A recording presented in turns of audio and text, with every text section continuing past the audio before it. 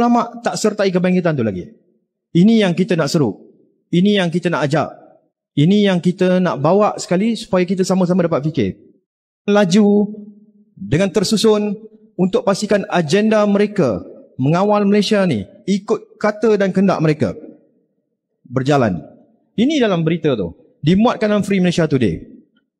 Pada waktu tu juga, tahun 2018, pihak pemerintah Amerika melalui ejen perisikan dia, CIA, mengeluarkan satu iklan. Mencari ejen-ejen perisik berbahasa Melayu. Yang bercakap bahasa Melayu. Fasih bahasa Melayu. Seboleh-bolehnya ejen-ejen ni bergerak dalam gerakan Islam. Bergerak dalam sekolah-sekolah pondok. Bergerak dalam gerakan-gerakan NGO Islam. Supaya apa? Supaya setiap apa yang kita buat, kita rancang, kita susun, mereka tahu dan mereka boleh buat tindakan-tindakan menggagalkan perkara tersebut. Hari ini Alhamdulillah, saya tengok bila ada istimewa pondok macam ni, sebenarnya ini antara perkara-perkara yang dia orang sangat-sangat takut. Sebab kebangkitan Islam tidak pernah bangkit. Di Malaysia ni tak bangkit lama dah. Kebangkitan Islam kat Malaysia tak pernah bangkit sebenarnya. Selepas daripada merdeka tu, dia belajar ada, sekolah ada, kebangkitan tu tak ada. Kerana apa? Kerana ulama-ulama tak sertai kebangkitan tu lagi. Ini yang kita nak seru. Ini yang kita nak ajak. Ini yang kita nak bawa sekali supaya kita sama-sama dapat fikir. Generasi ulama yang baru lahir ni, generasi ulama yang ada pada ketika ni, kita nak bersama-sama, kita bergerak bersama-sama, membuat satu pemikiran yang sama secara strategik untuk atasi masalah-masalah ni. Ini pada 2018, mereka mencari ejen perisik bahasa Melayu. Daripada 2015 sampai 2020, Amerika dah belanja lebih 300 bilion ringgit, bilion dolar. 300 bilion dolar untuk buat kerja-kerja perisikan dekat satu dunia, terutama Malaysia. Kenapa dia target dekat sini? Kenapa dia sasarkan negara Malaysia ni? Kerana pada tahun 2004, pihak tentera udara Amerika mengarahkan satu jabatan strategik dia untuk membuat satu kajian macam mana Amerika nak bergerak di dalam negara-negara Islam. Macam mana Amerika nak masuk dalam negara Islam dan mengawal negara tu.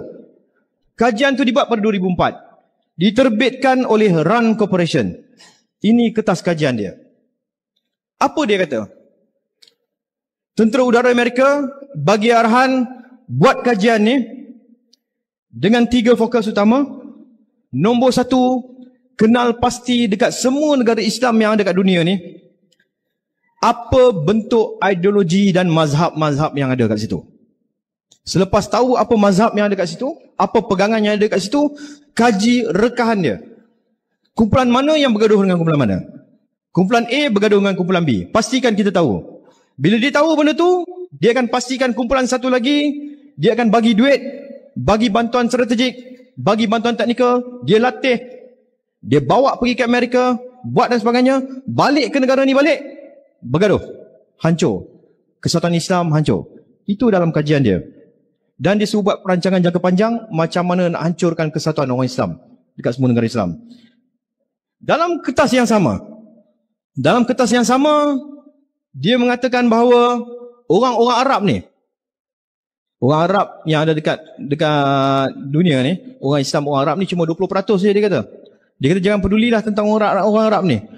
Kebangkitan takkan berlaku di tanah Arab, dia kata. Takkan berlaku di Timur Tengah. Ini kertas kajian daripada pihak Amerika sendiri.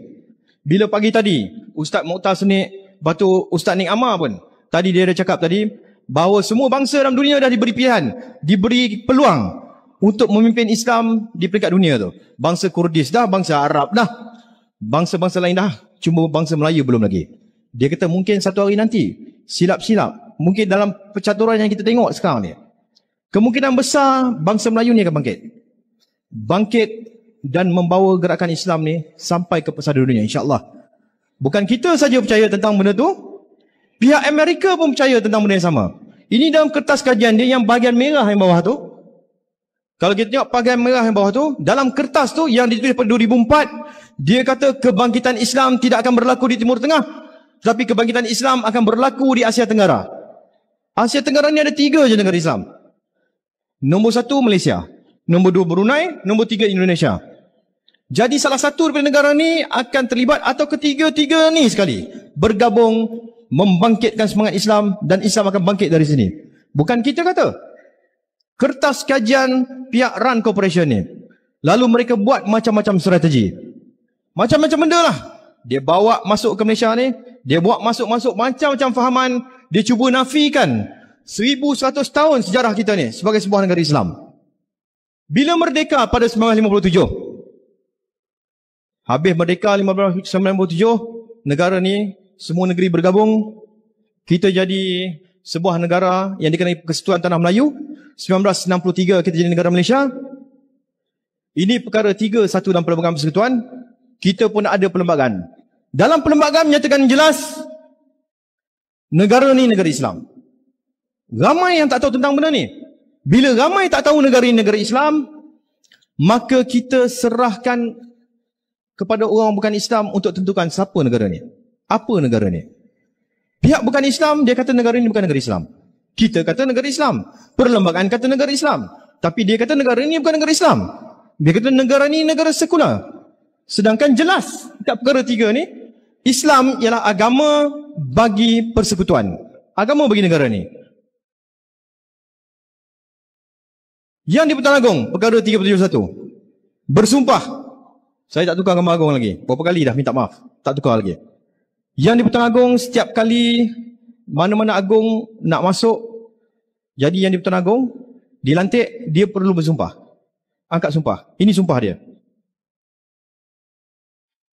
Kami Sultan Muhammad kelima yang di Pertuan Agong bagi Malaysia bersumpah dengan melafazkan wallahi wa billahi wa tallahi, dan lagi kami berikrar mengaku dengan sesungguh dan dengan sebenarnya memelihara pada setiap masa agama Islam. Dengar dengan jelas, semua orang boleh dapat dengar yang di Pertuan Agong, bila dia bersumpah pegang jawatan tu, first kali dia kena buat, dia sumpah dengan nama Allah. Wallahi wa billahi wa tallahi. Dengan nama Allah dia bersumpah bahawa dia perlu memelihara Islam pada setiap masa. Bila-bila masa sekalipun dalam negara ni mesti pastikan Islam terbela, Islam terjaga, institusi Islam tidak dipinggirkan. Seharusnya institusi pondok ni mendapat bantuan penuh daripada kerajaan. Sepatutnya, sebab ini negara Islam. Perkara 12 dalam perlembagaan membenarkan negara ni menggunakan wang negara untuk membiayai institusi-institusi Islam. Itu hak kita dalam perlembagaan. Sekolah lain tak ada, vernacular tak ada hak, sekolah agama lain tak ada hak. Yang ada hak dalam perlembagaan, perkara 12 tu, institusi Islam saja. Jadi kita ada hak untuk minta. Kita ada hak untuk tuntut. Tapi selama ni kita tak menuntut. Ataupun kita tuntut tak dilayan. Tapi kali ni Allah dah bagi satu peluang lagi. Peluang kedua selepas kerajaan lepas dijatuhkan. Dah jatuh tertiarap. Sampai melampau-lampau puak bukan Islam ni. Menghina Nabi, buat macam-macam hal. Meruntuhkan institusi-institusi Islam. Satu persatu kuasa yang ada pada tangan orang Islam, kuasa ekonomi, diruntuhkan satu persatu. Tapi Allah dah bagi peluang kedua kepada kita. Kalau kita ulangi kesilapan yang lampau lagi, kita masih membiarkan institusi Islam ni terpinggir, isu umat Islam terpinggir, maka tak tahulah berapa kali Allah nak bagi peluang. Kalau jatuh sekali lagi habis kita.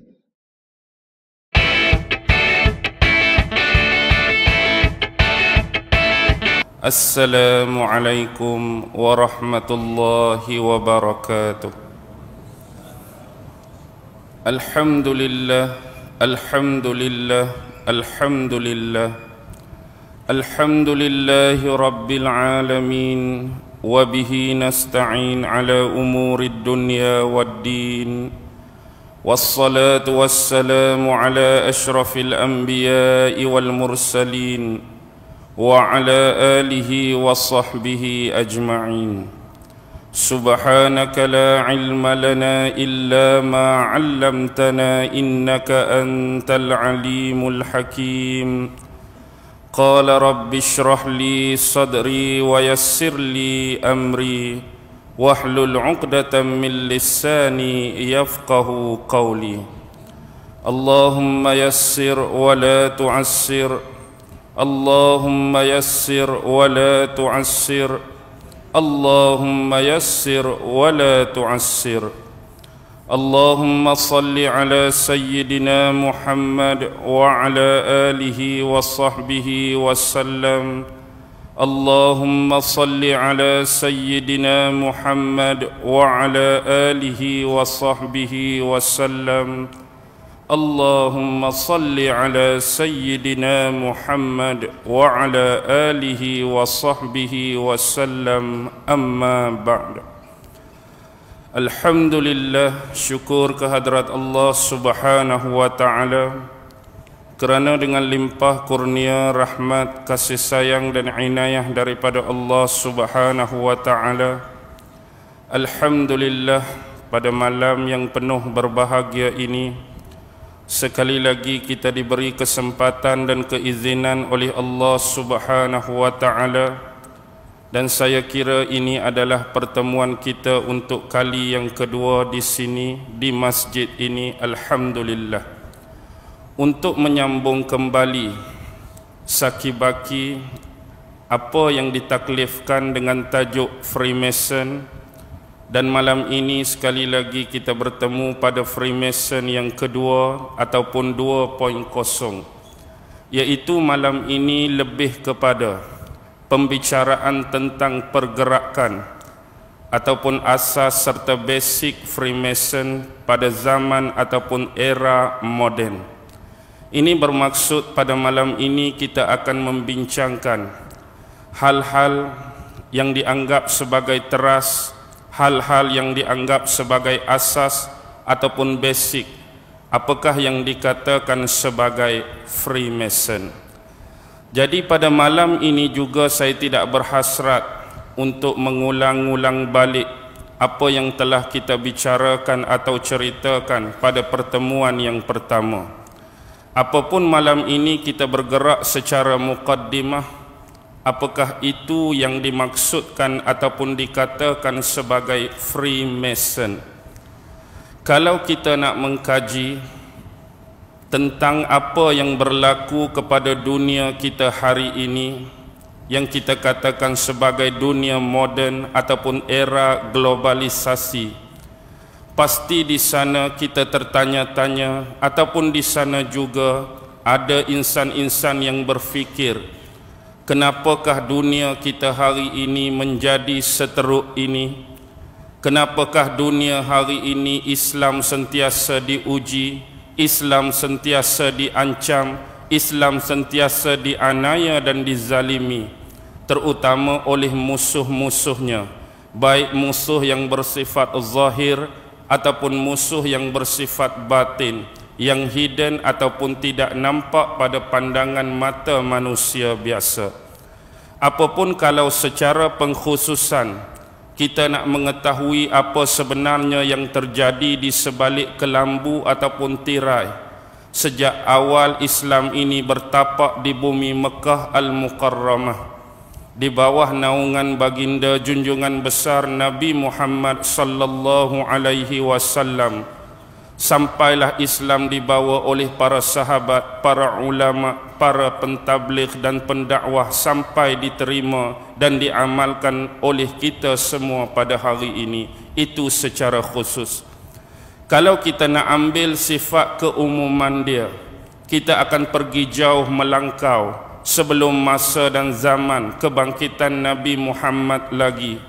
Bahkan mungkin kita akan membicarakan tentang sedikit nabi-nabi, rasul-rasul dan utusan-utusan bersama kaum masing-masing dengan dakwah dan seruan daripada Allah Subhanahu wa ta'ala, dan adanya penentangan-penentangan dalam beberapa konteks dan kategori daripada kaum dan umat masing-masing. Kita juga akan menyentuh beberapa perkara mengenai perkembangan-perkembangan agama yang pernah muncul dan wujud di dalam dunia ini, serta penyelewengan-penyelewengan yang bakal dan pernah berlaku di dalam kitab suci mengikut ukuran agama masing-masing. Jadi jelas di sini untuk jalan mudah atau jalan pintas Cara yang terbaik ialah kita mengkaji dan meneliti satu-satunya pertubuhan yang berusia hampir ribuan tahun, bahkan dia pernah wujud beribu-ribu tahun walaupun bukan lagi dinamakan Freemason pada sebelum ini. Jadi inilah hasil gerak kerja orang-orang Yahudi. Mengapa kita sebut orang-orang Yahudi? Jangan bersilap sangka dan jangan kita silap faham. Ada di antara Yahudi-Yahudi ini sememangnya mempunyai akhlak-akhlak yang baik, mempunyai etika-etika dan adab yang bagus. Antara Yahudi-Yahudi yang boleh kita klasifikasikan sebagai baik hari ini, kalau anda bertemu apa yang dikatakan sebagai agudat Israel, itu Yahudi yang baik. Ataupun anda bertemu dengan kumpulan yang bernama Natural Kartai, itu Yahudi yang baik, dan beberapa sisi Yahudi Ortodok yang lain. Mereka ini masih boleh bertasamuh dengan agama-agama lain dari sudut nilai-nilai adab dan etika. Apapun yang sebenarnya berlaku kekecohan di luar sana dan secara keseluruhannya ialah pertembungan antara dua benda ini. Yang pertama ialah the corrupt Jews. Apa maksud corrupt Jews? Ialah Yahudi-Yahudi yang jahat, Yahudi-Yahudi yang korup, Yahudi-Yahudi yang sudah termakan dengan habuan-habuan dunia, yang mana ini adalah di bawah tajaan sama ada daripada Dajjal sendiri ataupun makhluk yang kita tidak nampak, iaitu syaitan, iblis dan sekutu-sekutunya. Apa yang dimaksudkan dengan korat Jus ialah mereka ini bermula selepas penghancuran kerajaan Palestin yang dimiliki oleh mereka di bumi Kan'an dulu, sama ada atas nama kerajaan Yahuza atau atas nama kerajaan Israel. Mereka dibantai, dizalimi dan dimusnahkan semahu-mahunya oleh seorang raja yang terkenal dalam sejarah, dinamakan sebagai Bukhtansar, ataupun bahasa moden disebut Nebukadnezar. Inilah kehancuran kerajaan orang-orang Israel Yahudi buat kali pertama. Dan ini jugalah yang berlaku. Robai-robai sebahagian besar daripada orang-orang Yahudi ini dibawa ke bumi Babylon sebagai tawanan kepada Raja Bukhtansar di Babylon. Yang inilah yang memaksa mereka mula menafsirkan Taurat, kitab suci yang dipunyai oleh mereka, dengan berandalkan ataupun berlandaskan rasional, logik dan akal semata-mata. Lalu lahirlah sebuah kitab yang dinamakan sebagai Talmud. Talmud dia ada dua version, Talmud Babylon dan Talmud Palestin ataupun Talmud Jerusalem. Dan inilah kitab-kitab yang diguna pakai oleh orang-orang Yahudi sekarang. Apapun the corrupt Jews ini ialah hasil daripada perkembangan suasana tadilah, lalu dicampur dengan saki-baki Yahudi-Yahudi yang dibawa lari oleh Samiri dulu. Dan saya tidak mahu menghurai dan memperpanjangkan kisah antara Nabi Musa, kaumnya dan Samiri tentang kisah lembu buatan Samiri.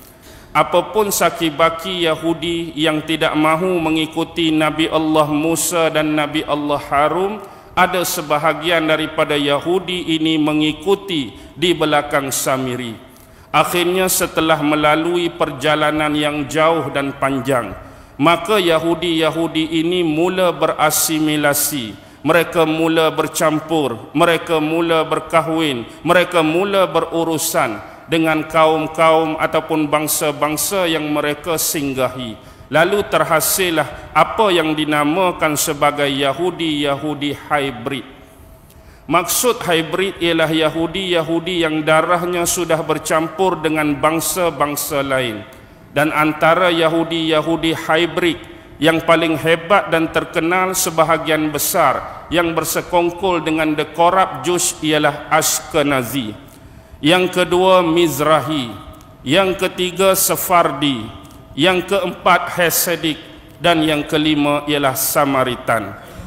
Kalau kurang maklum, saya ulang sekali lagi, Ashkenazi, Mizrahi, Sephardi, Hasidik dan Samaritan.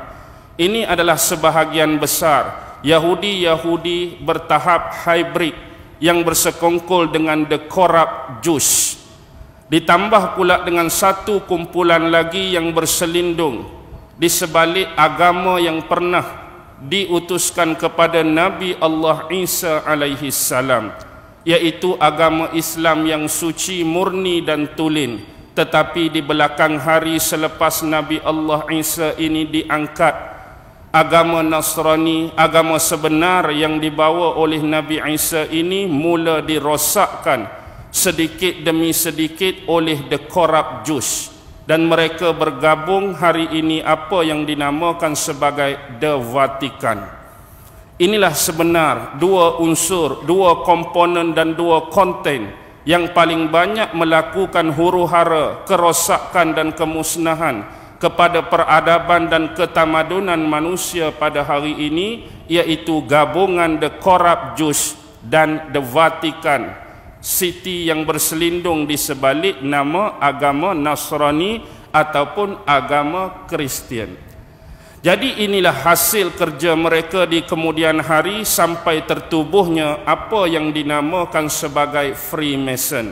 Walaupun pada pertemuan yang pertama kita sudah huraikan, di mana Knight Templar susu galur sampai ke bawah, sampailah apa yang dinamakan Freemason pada hari ini. Di sinilah mengajar kita untuk mengkaji dan meneliti bagaimanakah asas-asas kumpulan ini bekerja. Mereka begitu tekun, mereka begitu rajin dengan satu tujuan, yaitu mereka nak memusnahkan kalau boleh semua bentuk akidah, semua bentuk agama, semua bentuk kepercayaan, semua bentuk keimanan, supaya manusia-manusia ini menjadi ingkar dan kufur kepada pencipta kita dan seluruh manusia termasuk mereka, yaitu Allah Subhanahu wa ta'ala. Sekurang-kurangnya mereka dapat kalis ataupun menafikan agama Islam dengan mengajak manusia berduyung-duyung dan berbondong-bondong memasuki agama-agama yang disifatkan sebagai musyrik, yaitu agama-agama yang mensyirikkan Allah. Kalau mereka tak boleh tinggalkan kaedah agama, kalau mereka tak boleh tinggalkan kepercayaan dan keimanan, sekurang-kurangnya biar mereka tak jadi Islam, biar mereka masuk agama-agama yang kita dah rosakkan sebelum ini, biar mereka beragama berteraskan syirik, iaitu ada unsur syirik terutama yang dinamakan sebagai konsep Trinity. Dan ini memang banyak berlaku kepada agama-agama sebelum Islam yang pernah dirosakkan, dihancurkan dan dimusnahkan oleh pakatan-pakatan ini secara tersembunyi dan cukup terahsia. Ini mengajar kita bahawa kita sebenarnya berdepan bukan musuh yang remeh. Kita bukan berdepan dengan musuh yang lekeh. Kita berdepan dengan satu musuh yang mempunyai perancangan yang cukup rapi, kemas dan ampuh. Sebab cita-cita mereka yang paling utama atas tujuan-tujuan yang saya sudah sebutkan tadi. Dan kalau boleh lebih jauh, mereka meninggalkan agama-agama lalu menjadi manusia-manusia yang etis, manusia-manusia yang tidak percaya akan kewujudan Tuhan, tidak percaya akan kewujudan malaikat, tidak percaya akan hari akhirat, hari kiamat, hari pembalasan, tidak percaya adanya syurga, tidak percayanya adanya neraka, hisab, sirat dan seumpama dengannya. Sekaligus perkara-perkara yang disifatkan ghaibiyah, keyakinan dan keimanan gaib ini mereka nak hapuskan daripada dada dan keimanan kita umat Islam. Maka ada mungkin di antara hadirin hadirat, muslimin muslimat yang mungkin pernah mendengar agama-agama baru yang berteraskan seperti tadi. Pernah dengar atau tidak agama Chow Dai? Pernah dengar atau tidak agama Trust Lucifer, kepercayaan kepada iblis semata-mata? Dan lebih jauh pada hari ini sudah ramai yang terjebak dengan satu agama baru, iaitu Scientology. Mereka ini berasaskan sains semata-mata, berasaskan logik semata-mata, berasaskan rasional semata-mata, berasaskan akal semata-mata. Mereka menolak seperti yang disebutkan tadi. Mereka sama sekali tidak mempercayai kewujudan Tuhan. Bahkan mereka mengatakan apa yang dibawa oleh agama itu kadang-kadang sepadan dengan kaedah dan konsep sains. Tetapi apabila bertentangan dan berlawanan antara ayat-ayat Al-Quran, kalam Allah ataupun wahyu, bertentangan dengan apa yang didatangkan dan diperkatakan oleh sains, maka kita perlu memenangkan kaedah sains. Kerana dia sememangnya terbukti, dia sememangnya jelas, dia sememangnya logik dan rasional. Kalau nak bermain dengan ayat-ayat Al-Quran, banyak di antara perkara yang disebutkan oleh Al-Quran ini tak masuk akal, tak rasional dan sebagainya. Sebab itu, ada di antara sisi-sisi ini diambil oleh kumpulan-kumpulan yang kita katakan sebagai liberal, kumpulan-kumpulan yang kita katakan sebagai plural, untuk mentohmah, untuk menidakkan sesuatu yang mulia yang didatangkan oleh Allah menerusi kalam-kalam dan wahyunya. Lebih jauh bakal akan berlaku penghinaan demi penghinaan, ancaman demi ancaman, ugutan demi ugutan, perli, tohmah, ejek, mempersendakan agama Allah Subhanahu wa ta'ala. Apa yang saya sebut ini sedang berlaku, sedang menjadi barah kontroversi dan panas sekarang. Kalau dulu saya dah lama sebutkan benda ini, hampir 2, 3, 4 tahun lepas, tetapi tomahan diberikan paranoid, tomahan diberikan taksub, tomahan diberikan ilmu tak ada faedah, tomahan diberikan ilmu sia-sia.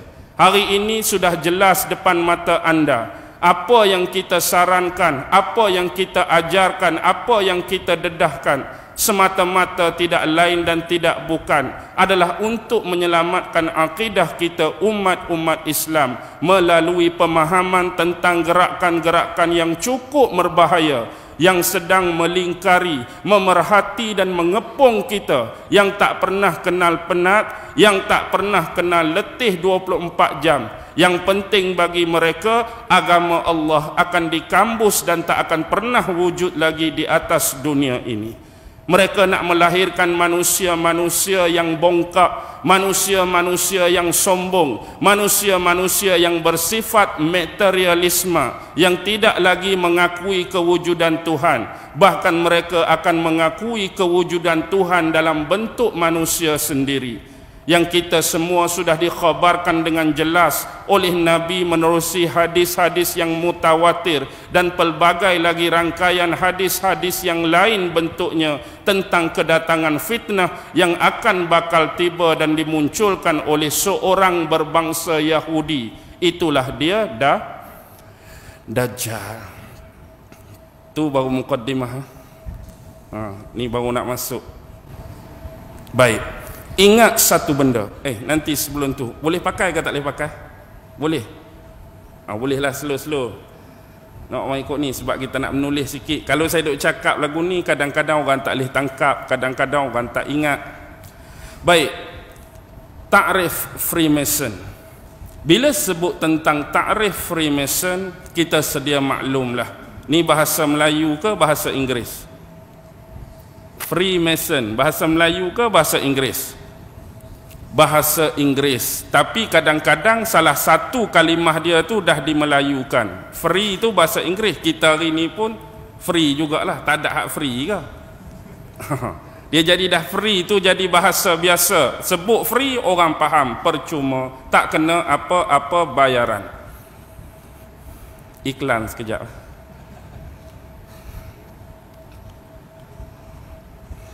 Okey, tak apa. Baik, kita bersambung. Bila sebut Freemason, dia ada dua kosakata. Satu free, satu mason. Bila sebut free, apa maksud free? Bukan free merujuk kepada percuma, bukan free merujuk kepada sesuatu atau benda yang tak payah bayar, tapi free di sini merujuk kepada makna bebas. Free yang bermaksud bebas. Manakala Mason maksud dia tukang batu. Tukang batu. Kalau kita gabungkan Freemason, dia jadi tukang batu yang bebas. Nampak macam tak kena lagi penterjemahan ataupun pengistilahan. Maksud dia ialah sekumpulan orang-orang Yahudi yang sudah direkrut, yang sudah dilatih, yang sudah berkemahiran, yang sudah berpengalaman, yang mana mereka ini bersetuju untuk bai'ah ataupun taat setia di bawah satu persatuan ataupun pertubuhan. Yang kita nak bincang malam ini sebagai Freemason, mereka sanggup bekerja sama di kalangan anggota-anggota mereka bagi menjayakan misi dan matlamat sebenar